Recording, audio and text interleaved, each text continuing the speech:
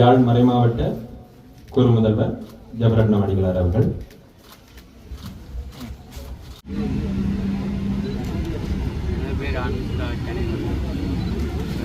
அப்பா படிப்பட்டு 16 வருடங்களா நிறைய அரசியல்வாதிகள் சந்திச்சு அப்பாவோட பேசணும்னு இதுவரைக்கும் எந்த முடிவும் இல்லை.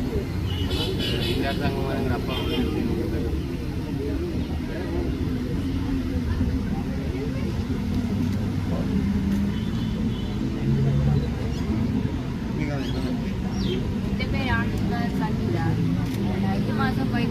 அப்பாவை பிடிச்சிட்டாங்க. நாங்களும் இப்படி எவ்வளவோ அரசாங்கத்தை போய் கேட்டுக்கொண்டு இருந்தோம் அப்பாவை விட சொல்லி யாருமே முன்வரையில்லை. இந்த அரசாங்கமாவது முன் வந்து எங்களோட அப்பாவை விடுறதுக்கு தாழ்மையோட சொல்லிடுறோம்.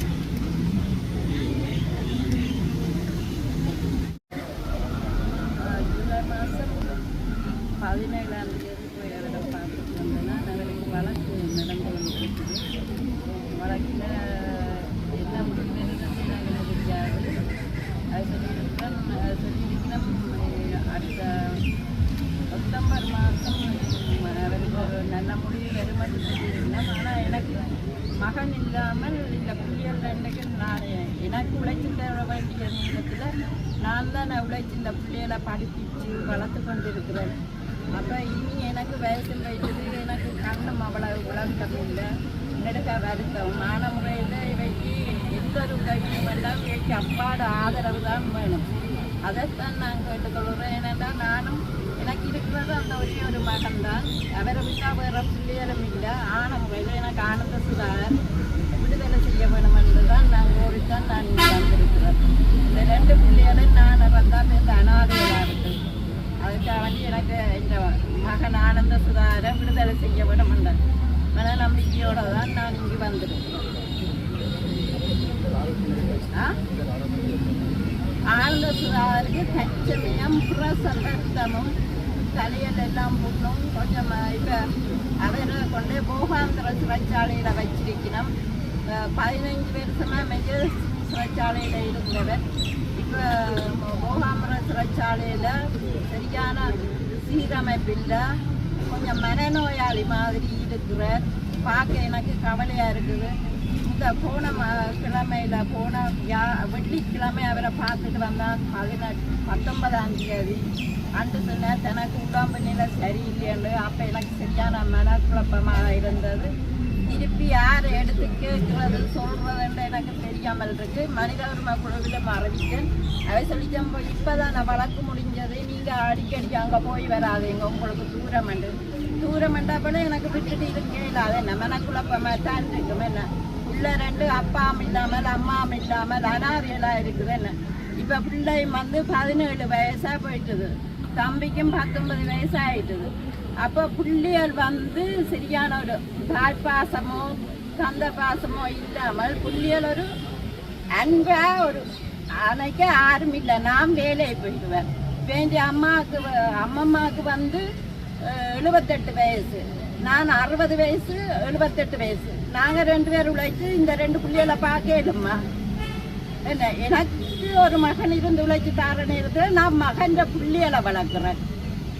அப்படித்தான் இந்த அரசாங்கத்தில் இருக்குது. நல்ல அரசாங்கம் வந்து நல்லது செய்யுமென்று சொல்லி அனுரா வந்தால் இந்த அரசியல் கைதிகள் எல்லாம் விடுவார்ன்னு சொல்லி ஆனால் விடவே இல்லையே. இப்போ எத்தனை மாதமாச்சு அரசியல் கைதிகளை பற்றி யாருமே கதைக்க இல்லை.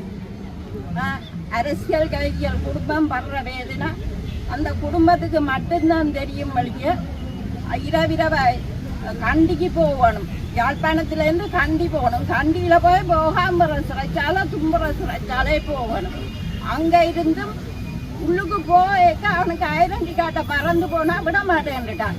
அண்டை போகணும் 19ஆம் தேதி போகாம்பர சிறைச்சாலை வாசலில் தாங்கினேன்.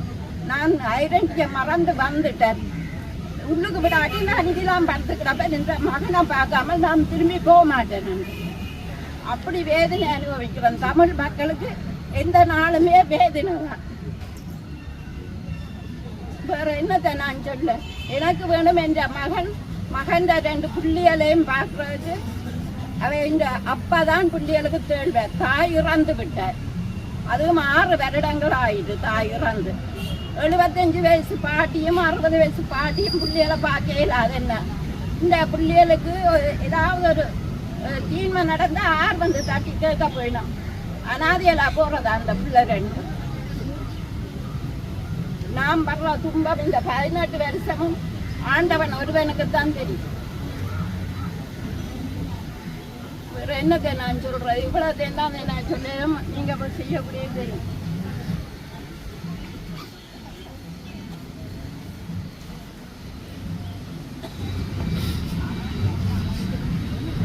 வணக்கம். முருகையா கோமகன், குரலற்றவன் குரல் அமைப்பினுடைய ஒருங்கிணைப்பாளர். 30 ஆண்டுகளாக சிறை வைக்கப்பட்டிருக்கின்ற எங்களுடைய தமிழ் அரசியல் கைதிகளுடைய விடுதலைக்காக இன்று கிட்டு பூங்காவிலே நூதன போராட்டமும், சிறையிலே ஆயுள் தண்டனை கைதியாக இருந்து கொண்டு கட்டுரைகளை எழுதி அதன் தொகுப்பினை வெளியிட்டு இன்றைக்கு நூல் அறிமுகம் ஒன்று வெளியிடப்பட்டிருக்கிறது. இந்த நூல் ஒரு சாதாரணமான ஏனைய நூல்களைப் போல அல்ல.